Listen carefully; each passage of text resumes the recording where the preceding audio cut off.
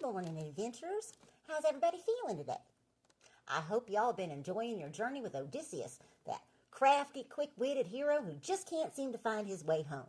I tell you what, I've gotten lost on some back roads plenty of times, but at least I didn't run into any one-eyed giants or enchantresses trying to turn my friends into pigs.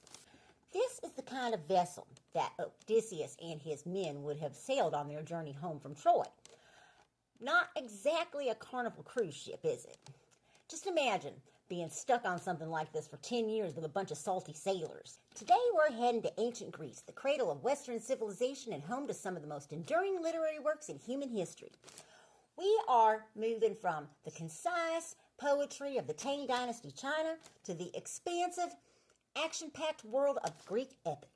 Homer, the traditional author of both the Iliad and the Odyssey, may have been a single blind poet, as legend claims, or Homer might be the name we give to generations of oral poets who shaped and transmitted these stories. Let's talk about what makes Greek poetry special. First, there's the form. The Odyssey consists of 24 books with over 12,000 lines of dactylic hexameter, a rhythmic pattern that gives the poem its distinctive flow in Greek. Obviously, we lose that in translation, but good translators try to capture something of the original's music. Emily Wilson's translation that we're reading is the first published English translation by a woman, and she brings some fresh perspectives. She uses clear, direct language and maintains consistent line length that helps capture the poem's pacing. Greek epics follow certain conventions. They begin with an invocation to the muse, asking for divine inspiration. The story starts in the middle of things rather than at the beginning. They feature catalogs or lists, like the famous catalog of ships in the Iliad. The heroes give formal speeches rather than having casual conversations. The gods intervene directly in human affairs. And they include epic similes, extended comparisons that create vivid imagery. Let's look at the opening invocation. Tell me about a complicated man, Muse. Tell me how he wandered and was lost when he had wrecked the holy town of Troy, and when he went and who he met, the pain he suffered in the storms at sea, and how he worked to save his life and bring his men back home.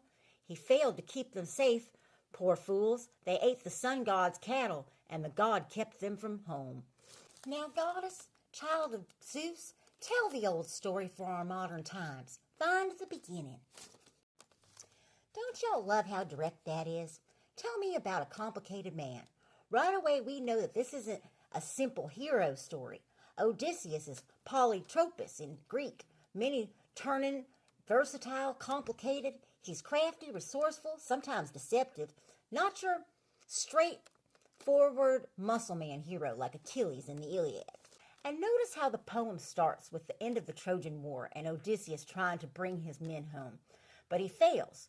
He failed to keep them safe. That's a striking admission right at the start. This is a story about a leader who lost his entire crew and only he makes it home alive. Some hero, right?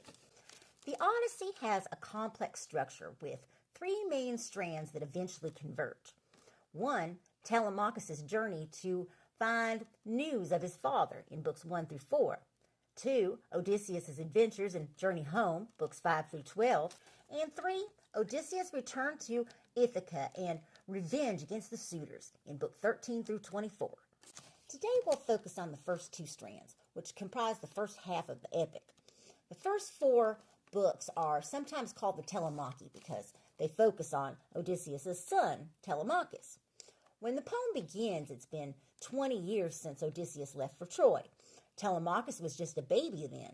Now he's a young man witnessing his father's house being overrun by suitors seeking to marry his mother Penelope and take over the kingdom.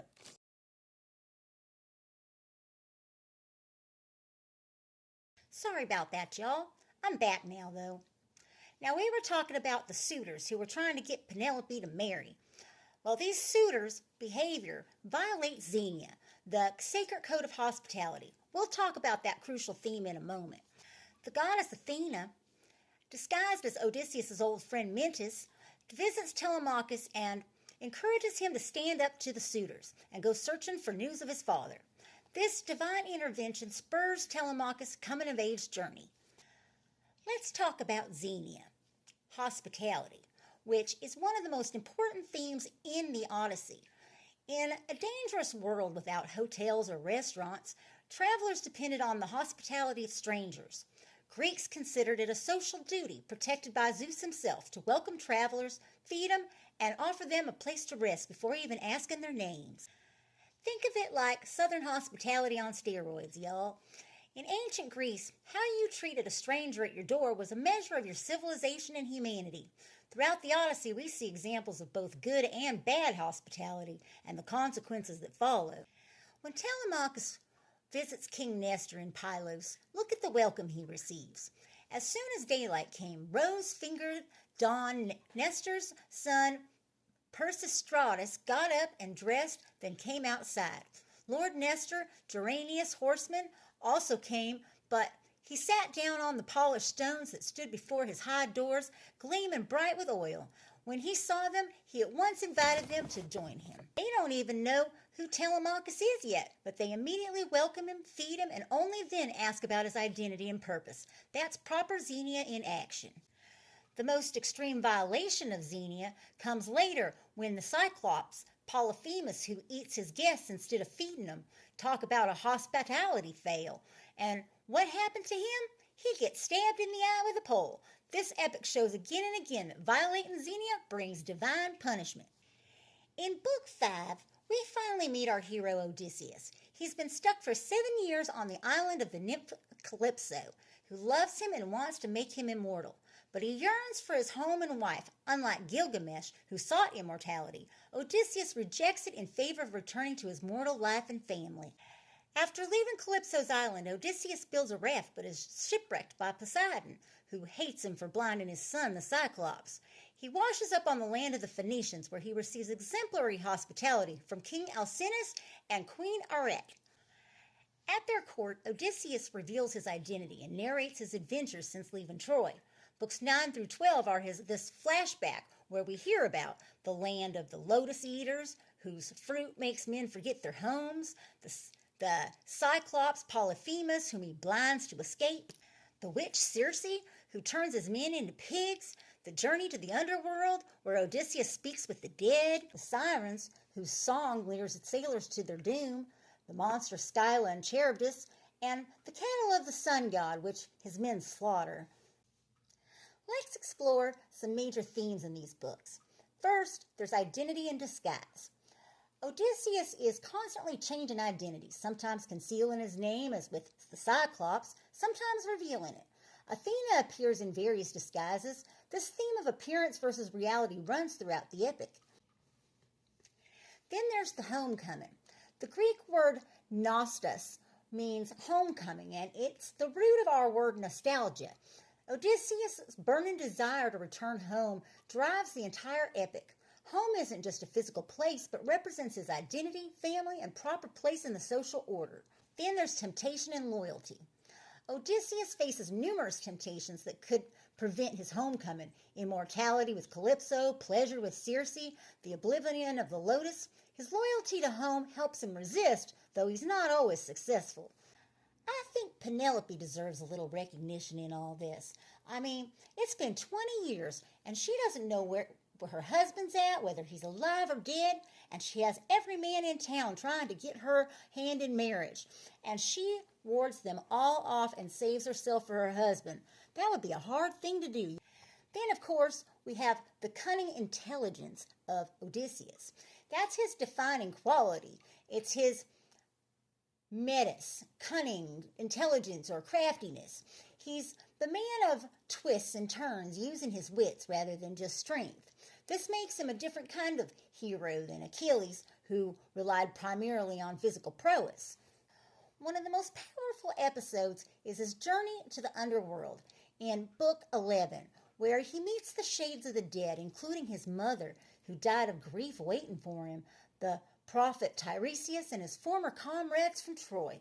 When Odysseus tries to embrace his mother, this is what it says. 3 times I tried to hug her, and my hands went through her shadow as if clutching. A sharp pain grew in my heart. I spoke to her, "My mother, why not wait for me? I want to hold you. Let us both hold one another even in Hades and take cold delight in grieving. Are you just a phantom sent by dread, Persephone, to make me groan and suffer even more? My noble mother answered at once, my child most unfortunate of all men, Persephone, daughter of Zeus, is not deceiving you. This is what happens to mortals after death. The shrews no longer hold the flesh and bones together. The mighty power of the blazing fire destroys them. Once the life force leaves the bones, and like a dream, the spirit flies away. Well, doesn't that just break your heart? This tough warrior reaching out 3 times to embrace his mama, but she's just a shadow? It's one of the most powerful moments in the epic, showing the gulf between the living and the dead that even a hero can't cross. It's important to remember that in books 9 through 12, Odysseus himself is the narrator. He's telling these tales to the Phoenicians, who are renowned sailors, so we have to ask, is he embellishing? Are these tall tales designed to impress his hosts? Is he an unreliable narrator? The Odyssey is very self-aware about storytelling. Odysseus is praised as a storyteller by the Phoenicians. You have a master storyteller's grace and eloquence. The poem celebrates the power of narrative even as it delivers its own narrative. Now let's briefly compare the Odyssey to other works we've studied. Like Gilgamesh, it features a journey with supernatural elements. Like the Tale of Sinway, it explores exile and homecoming. Like Indian epics, it involves divine intervention in human affairs. But its focus on a clever, adaptable hero and its exploration of Greek social values make it distinctive. Next time, we'll finish our discussion of the Odyssey, focusing on Odysseus' return to Ithaca in disguise, his reunion with Penelope, and his violent revenge against the suitors. We'll explore Greek concepts of justice, recognition, and outrage.